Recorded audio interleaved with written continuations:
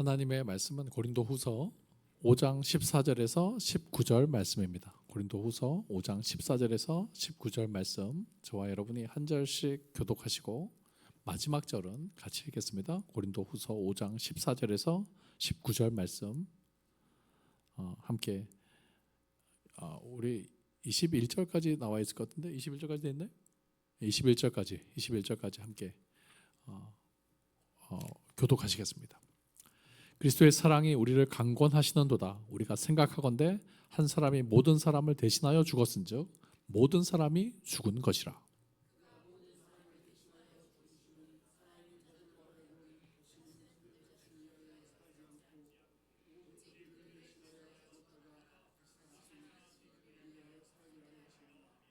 그러므로 우리가 이제부터는 어떤 사람도 육신을 따라 알지 아니하노라. 비록 우리가 그리스도도 육신을 따라 알았으나 이제부터는 그같이 알지 아니하노라.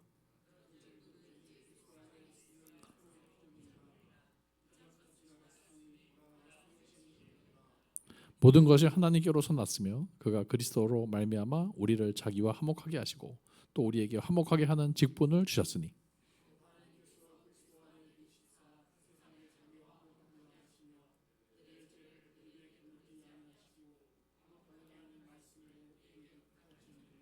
그러므로 우리가 그리스도를 대신하여 사신이 되어 하나님이 우리를 통하여 너희를 권면하시는 것 같이 그리스도를 대신하여 간청하느니 너희는 하나님과 화목하라. 하나님이 죄를 알지도 못하신 이를 우리를 대신하여 죄로 삼으신 것은 우리로 하여금 그 안에서 하나님의 의가 되게 하려 하심이라. 아멘. 오늘 수요예배 오신 여러분들 모두 위에 하나님 주시는 큰 은혜와 평강이 늘 함께 하시기 바랍니다. 또 인터넷으로 참여하시는 분들 위에도 하나님 주시는 큰 은혜와 평강이 늘 함께 하시기 바랍니다. 오늘 수요 예배는 사순절을 시작하는 재수요일 예배로 드립니다.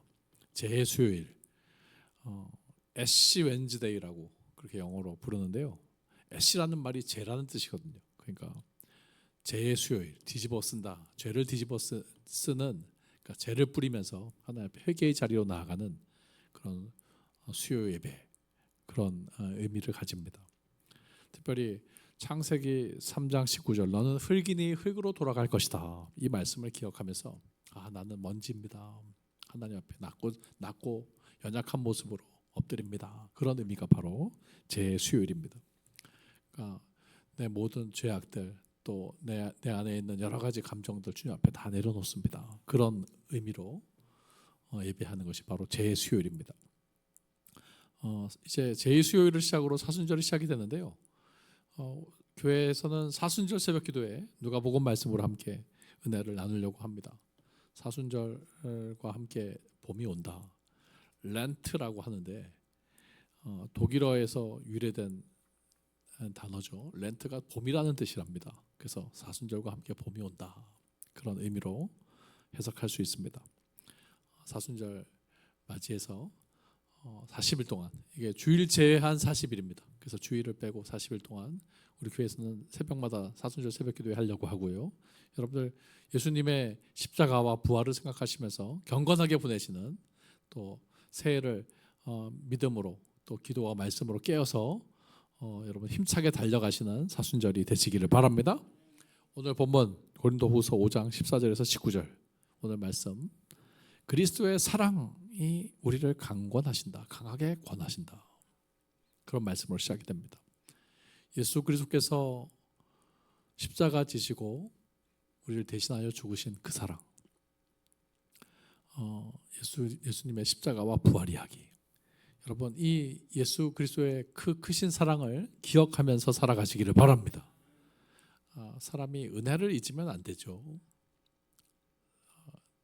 우리가 세상에 부모님의 은혜도 있고 또 고마운 사람의 은혜도 있지만 무엇보다 하나님의 사랑, 예수 그리스도의 십자가 그 사랑, 기독교 복음은 예수님의 십자가 사랑에서 시작이 되는 거예요. 그가 찔림은 우리의 허물을 인하며 그가 상함은 우리의 죄악을 인함이라. 그가 징계를 받음으로 우리가 평화를 누리고 그가 채찍에 맞음으로 우리가 나음을 입어도다. 예수 그리스도의 십자가로 말미암아 우리가 하나님의 자녀가 되고, 예수 그리스도의 십자가 보혈로 말미암아 우리의 죄가 씻기고 우리가 하나님의 자녀가 되어서 하나님 나라로 갈 수 있는 길이 열렸다. 예수 안에서 이제 우리가 하나님의 자녀가 됐는데, 오늘 설교 제목 예수 안에서 새로운 피조물로 살아가라.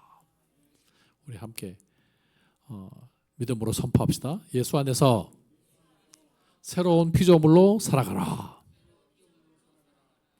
주님의 사랑 안에서, 말씀 안에서 새로운 피조물로 살아가라. 특별히 이 사순절 기간 동안에 새롭게 거듭나는 은혜가 있기를 바랍니다. 예수 안에서 새로운 피조물로 살아가라. 이 제목 가지고 우리에게 말씀하시는 하나님의 음성에 귀를 기울이고 함께 은혜를 나누고 기도의 제목을 삼고자 합니다. 첫 번째, 예수님이 우리를 위해서 죽었으니 이제는 예수님을 위해서 살아가는 삶이 되라. 죽을 수밖에 없는 우리가 세상에서 그렇게 살다가 끝날 수밖에 없는 우리인데, 예수님의 십자가 보혈로 말미암아 우리가 하나님의 자녀 되는 권세를, 하나님의 거듭난 자녀로 살아갈 수 있는 은혜를 베풀어 주셨다. 15절에 그가 모든 사람을 대신하여 죽으심은 살아있는 자들로 하여금 다시는 그들 자신을 위해서 살지 않고 오직 그들을 대신하여 죽었다가 다시 살아나신 예수님을 위해서 살게 하시려고 우리를 위해서 대신해서 죽으셨다. 그러니까 이제는 우리가 탕자처럼 살지 말고, 세상 사람처럼 살지 말고 예수님으로 말미암아 영원히 사는, 또 다시 살고 영생을 얻는 하나님의 자녀가 됐으니 이제는 예수님 위해서 살아가라. 복음을 위해서 살아가라. 하나님 나라 바라보면서 살아가라. 제가 시간이 지났는데도요, 그 죽을 뻔한 기억이 가끔씩 꿈에 생각이 나요. 제가 그 충청북도 단양에 살 때 거기 동감소라는 그 내과 이름이 동감소예요. 동감소에서 여름에 물놀이를 하다가 빠졌는데 죽을 뻔했어요. 제가 부모님 몰래 내과에 가서 수영하다가 빠져갔는데 어떤 형이, 이름도 모르는 형이야. 나를 목을 잡아가지고 나를 살렸는데 물을 엄청 많이 먹었고 이름도 모르는 형이야. 근데 그 형이 나를 살렸어. 근데 생각이 나요. 고마운 형이다. 저는 천사가 아닌가 그런 생각도 합니다. 나를 죽음에서 살린 그 형, 이름도 모르는 형인데 생각이 나요. 어떻게 있겠어요? 참 고마운 형이다. 지금이라도 만나면 내가 밥 한 끼라도 사주고 내가 고맙다고 정식으로 인사하고 싶은데 너무 어린 기억이고, 그렇게 해서 누군지도 몰라요. 근데 우리가 예수님에 대해서도 우리가 이렇게 가슴에 새기고 우리가 마음속에, 마음판에 새기는 그 이름이 되어야 된다. 왜? 예수님으로 말미암아 다시 살았어. 예수님으로 말미암아 하나님의 자녀가 되고, 예수님으로 말미암아 이렇게 그냥 세상 사람들처럼 살다가 끝나버릴 수밖에 없는 인생이 이제는 하나님의 자녀가 되고 영원한 하나님 나라에 다시 만날 소망을 가지게 됐으니 어떻게 주님을 잊겠는가? 세상의 은인도 기억하면서 살아가는데 어떻게 예수님을 잊겠는가? 예수님 잊지 말고 살아가시기를 바랍니다. 예수님의 그 사랑, 그 보혈.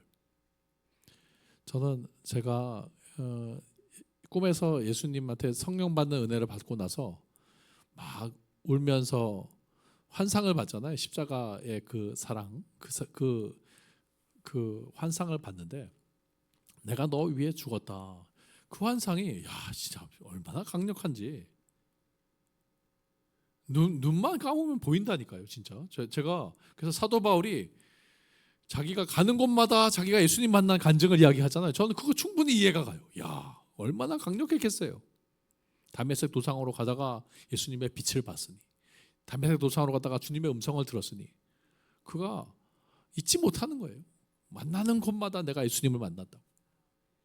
저도 눈을 감으면 예수님의 십자가가 보인다니까요.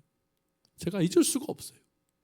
여러분, 주님의 십자가를 기억하면서 그 크신 사랑을 기억하면서 잊지 말고 살아가시기를 바랍니다. 내 안에 예수님이 있다. 제가 예수님 모셨으니 내 안에 예수님이 있다. 오늘도 주님 우리가 성찬으로 받으실 때 예수님 받는 거예요. 여러분 말씀도 아멘. 예수님의 말씀을 아멘으로 받을 때 말씀이 내 안에 들어오시는 거예요.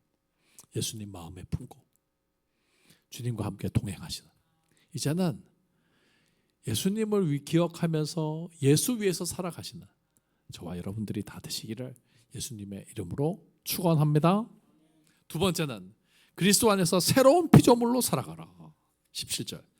누구든지 그리스도 안에 있으면 새로운 피조물이라. 이전 것은 지나갔으니 보라 새 것이 되었도다. 이제는 예수 그리스도의 그 사랑을 기억하면서 옛날에 이전에 예수님 알지 못할 때처럼 살지 말고 이제는 새롭게 살아가라. 변화되어 살아가라. 하나님이 우리를 구원하셔서 하나님의 자녀가 됐는데, 이제 우리가 여러분 하나님의 자녀가 됐다니까. 옛날에는 하나님과 상관없는 이방인이었어요. 하나님의 은혜 밖에 있던 이방인이었지만 이제는 하나님 안에 예수로 말미암아 하나님의 자녀가 됐으니 하나님 닮은 사람으로 새로운 삶으로 살아가야 될 줄로 믿습니다. 예수 그리스도의 십자가가 우리의 죄를 다 씻으셨는데 다시 우리가 진흙에 굴릴 이유가 뭐 있어요? 여러분 새 옷을 입었는데 다시 우리가 진흙탕에 다시 우리가 구정물에 들어갈 이유가 뭐가 있습니까? 이제는 내가 예수 그리스도의 십자가로 말미암아 내 죄를 씻으셨고 내가 하나님의 자녀가 됐으니 이제는 하나님을 닮은 모습으로 살아가겠다. 이제는 변화된 모습으로 새롭게 살아가시는 저와 여러분들이 되시기를 바랍니다. 이 사순절을 통해서 여러분들 하나님 내가 새로워지기를 원합니다. 내 안에 부족한 모습들, 어쩌면 뭐 분노일 수도 있고요. 또 어쩌면 우리 안에 있는 그런 거칠고 또 연약한 모습일 수도 있습니다. 그런 것들 다 십자가 앞에 내려놓으시고 이제는 새롭게 변화된 모습으로 은혜 안에 살아가시는 저와 여러분들이 다 되시기를 예수님의 이름으로 축원합니다. 마지막으로 특별히 예수 그리스도의 화목하게 하심을 따라 화목하게 살아가라. 자, 오늘 본문 18절에 보세요. 모든 것이 하나님께로서 났으며 그가 그리스도로 말미암아 우리를 자기와 화목하게 하시고 또 우리에게 화목하게 하는 직분을 주셨으니 곧 하나님께서 그리스도 안에 계시사 세상을 자기와 화목하게 하시고 그들의 죄를 그들에게 돌리지 아니하시고 화목하게 하는 말씀을 우리에게 부탁하셨다. 이제는 우리의 삶이 예수 그리스도로 말미암아 하나님의 자녀가 되어서 하나님과 화목하는 삶, 그리고 세상에서도 하나님의 성품을 따라서 화목하면서 살아가라. 싸우지 말고 서로 불편하게 살지 말고 용서하면서 이해하면서 화목하게 살아가라. 예수님께서 십자가의 제물이 되신 것이 화목 제물이 되신 거예요. 자기 몸을 찢으시면서 우리의 죄를 사하시면서 주님이 화목하게 하기 위한 제물이 되셨어요. 우리가 그 사랑 그 은혜를 받았는데 어떻게 살아야 되겠는가?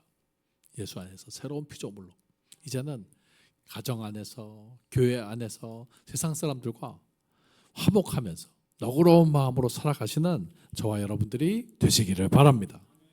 이런 이야기가 있어요. 중국 위나라의 송치라는 사람 이야기인데요. 초나라와 접경지대에 군수로 부임했습니다. 그때 위나라와 초나라 사이가 별로 안 좋았는데요. 그 접경지대, 국경지대 사람들은 수박하고 참외를 길렀답니다. 근데 두 나라 농민들이 차이가 있었대요. 위나라 농민들은 열심히 물을 주고 거름을 주어서 농사를 지었기 때문에 위나라 수박하고 참외는 맛있어요. 근데 초나라 국민들은 게을러서 수박과 참외가 맛이 없는 거예요. 농사에 별로 신경을 안 쓰는 거예요. 농사 기술이 없어서 그런지. 그래서 초나라는 맛이 없고 위나라는 수박과 참외가 맛있어.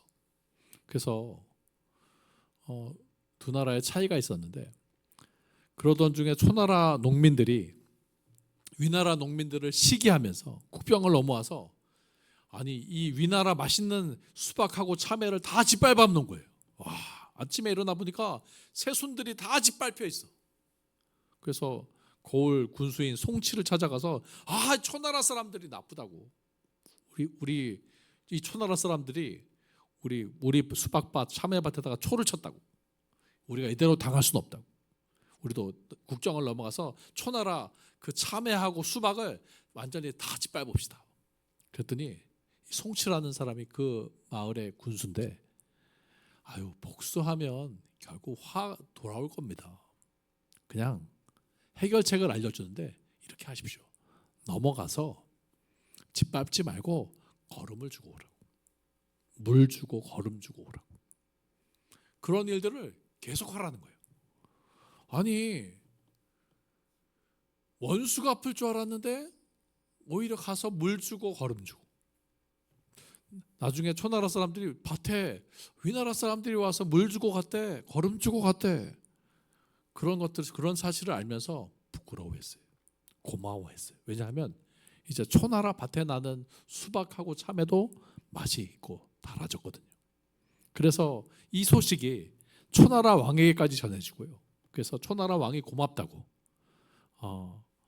이 위나라 군수한테 고맙다고 그렇게 왕이 전가를 보내면서 선물을 주는 그런 일들이 일어났습니다. 그래서 화해하게 됐다는 이야기예요. 이 송치와 같은 사람, 화평을 이루는 사람이다. 갈등과 다툼의 상황 속에서 싸우려고 하지 마시고요.